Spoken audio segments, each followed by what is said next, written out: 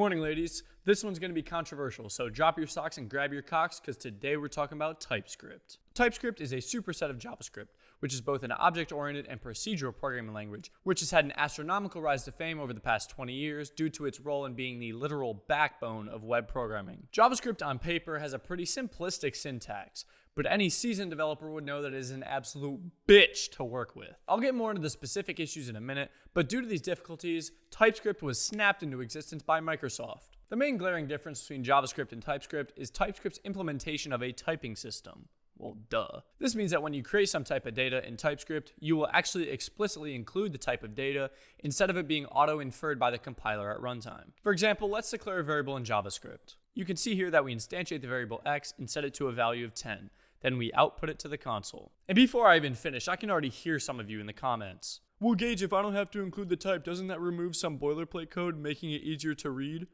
No!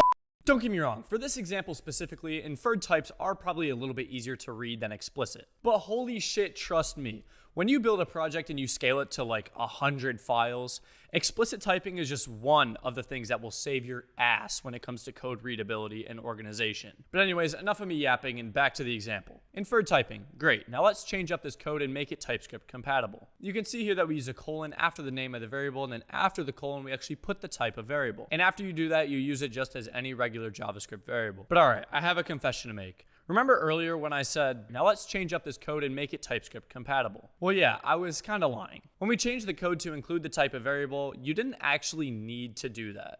We could have literally just left the code as it was and ran it in any TypeScript environment. And this is because when any TypeScript code is executed, it is first transpiled into JavaScript code and then ran on any JavaScript engine of your choice. Meaning that any JavaScript code is valid TypeScript code, but it's not vice versa. This relationship seems pretty trivial, but it can actually mean a lot if you're for some reason migrating a JavaScript codebase into a TypeScript codebase. And if that were the case, you could literally migrate one file at a time and not worry about breaking your entire production. The explicit type conventions in TypeScript are great, but TypeScript doesn't just stop there in terms of functionality. A few of the best features that TypeScript provides to the developers are some such as enumerations, generics, and interfaces. Literally, what the fuck is that? Well, hold on, we're getting there. To start, enumerations are a way of creating a non-primitive data type without creating an entire new class blueprint. And JavaScript does not natively support enums, which is actually pretty shocking because enums can prove to be really valuable, especially in web programming. Here's a simple implementation of an enumeration in TypeScript.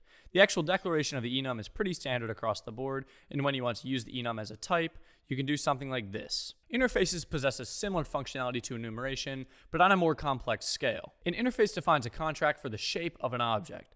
Again, without having to design a whole new class and instantiate objects. Here's a sample interface implementation.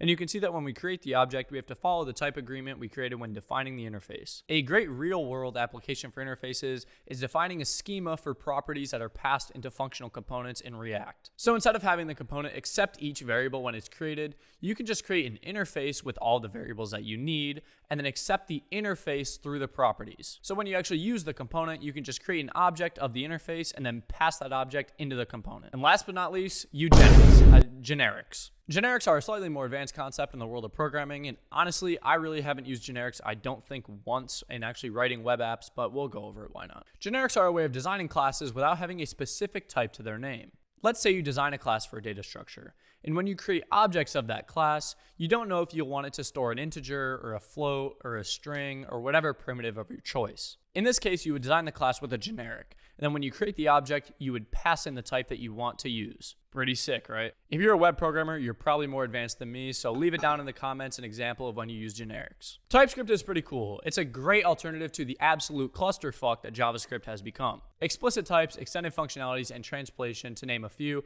are some of the great features you get from switching to JavaScript to TypeScript. But the last thing I want to talk about when it comes to TypeScript is what do I think about it. 7.2 out of 10. We are literally all gonna die anyway. Just flip a coin and pick either JavaScript or TypeScript.